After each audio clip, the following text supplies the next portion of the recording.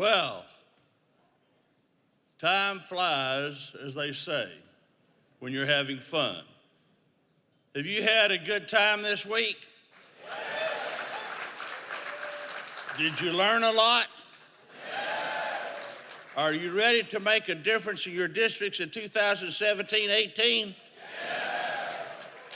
This week, this International Assembly has been for all of you as it is for every class of incoming district governors. A week like no other. It's a week to put our own lives and our own daily responsibilities on hold for a little while to devote ourselves entirely to Rotary, and you've done that. It's a week to gain a greater perspective on the work that Rotary does in the world and the work that is expected of each one of us. A week to understand our responsibilities to our organization, to our communities, and to the people it serves. And a week to be inspired by seeing the difference each one of us can make in so many ways through Rotary serving humanity. We've lived this week in a world of Rotary, learning about our potential, our opportunities, our strengths, and our ambition. We've learned as well about the challenges that lie ahead, the challenges we must overcome if we are to succeed.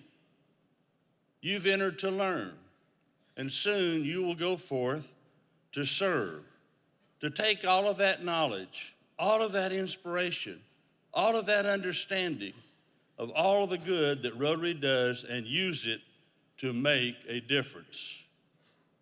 You're going to leave this cocoon of Rotary where we've lived and grown together this week. And you're going to fly. 21 years ago, I was sitting where you are, sitting right now. Of course, of that week in Anaheim, it was back then, I began to realize that I'd come to a turning point in my own service and in my life. I'd always been involved in a lot of different organizations, the JCs, the local Chamber of Commerce, and sometimes I had a different meeting every night of the week. But being district governor, I realized the outside impact that my service could have through Rotary. I realized I didn't have to look at the problems of the world anymore and think that there was nothing that I could do. Through Rotary, there is always something you can do. There's always a way to make a difference. And I made a decision to focus the time that I had spent on volunteering on Rotary because it had become so clear to me that I could make so much more of a difference in the world through Rotary than I could in any other way. I remember that year, there was a lot in the news about a civil war in Sudan. The country was in ruins, and a lot of people were starving. And my wife, Judy, opened up the paper one day to see the Pulitzer Prizes that had just been awarded. And there on the page was the photo that had won the prize for photography, a devastating picture of a tiny child starving with a vulture just a few meters behind, watching and waiting. It was that kind of a picture that just stops your heart. A few years earlier, before our assembly, before I was district governor, Judy would have looked at that picture and she would have just cried. It would have broken both our hearts to see that child and to know there was nothing we could do. And looking at it then, it did break our hearts. She did cry, but then through her tears, she said something to me that she never would have said before Rotary, before the experience of the International Assembly changed us both. She said, and I quote, "Can't we do something about that? Why can't Rotary do something to help?" That right there is the difference that Rotary makes in every one of our lives. It empowers us to make a difference in our world. It allows us to help people who need us the most. It gives us a way to have an impact, a real, genuine, lasting impact on situations that would otherwise be so far out of our reach. We both knew then that for that child, it was already too late. But we also knew how many more were waiting. We knew how many more children, how many families, how many communities there were who could have their lives changed, saved, turned around completely through the kind of service that our Rotary can give. Like the hundreds of kids in Darren, Illinois, not too far from Rotary headquarters, who used to go hungry every weekend because there just wasn't enough to eat it at home.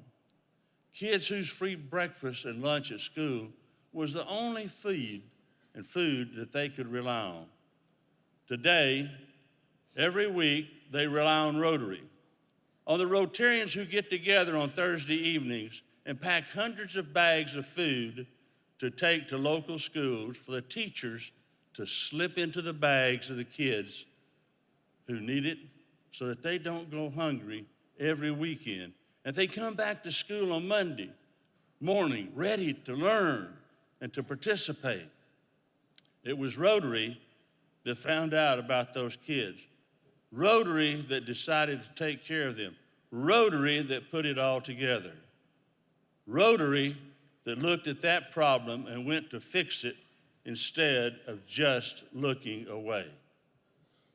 And the kids that Judy and I met in Chandigarh in India, who had just had life-saving heart surgery, provided for free by Rotary. And I'll never forget one girl who was 12 years old who spoke to us in English. She said, "Before I was sick, I went to school and I learned to speak English. Then I was too sick to go to school, so I couldn't learn anymore. But now that my heart is well, I'll be able to go back to school again, and I am so excited."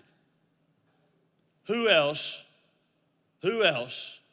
but Rotary was going to show up in her life and do that for her? But Rotary did.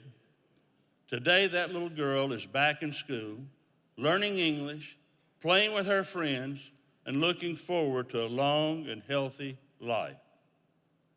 And the kid, go ahead.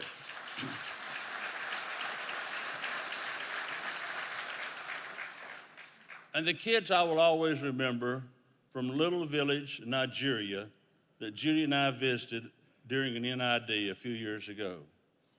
A place so remote that we had to park our cars by the side of the road and walk and walk and walk along a dirt path until we came to the village. Just a few houses made of sticks and mud.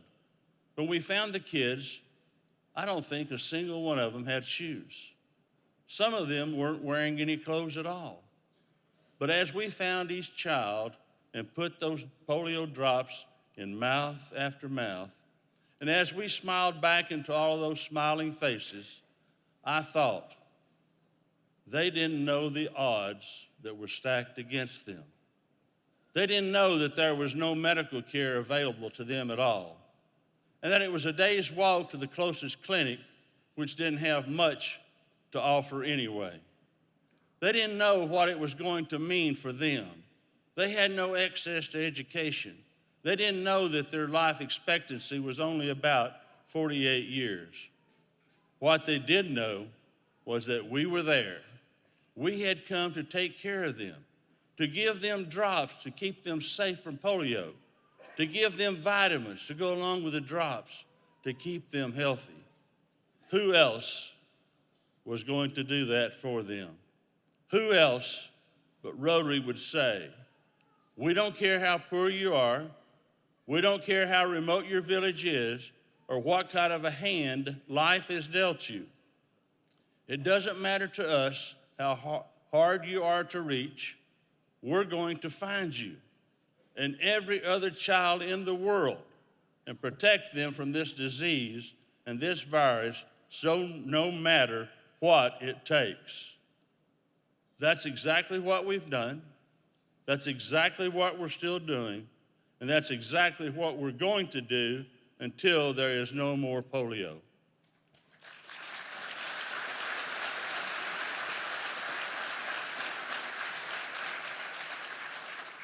That's what we do in Rotary.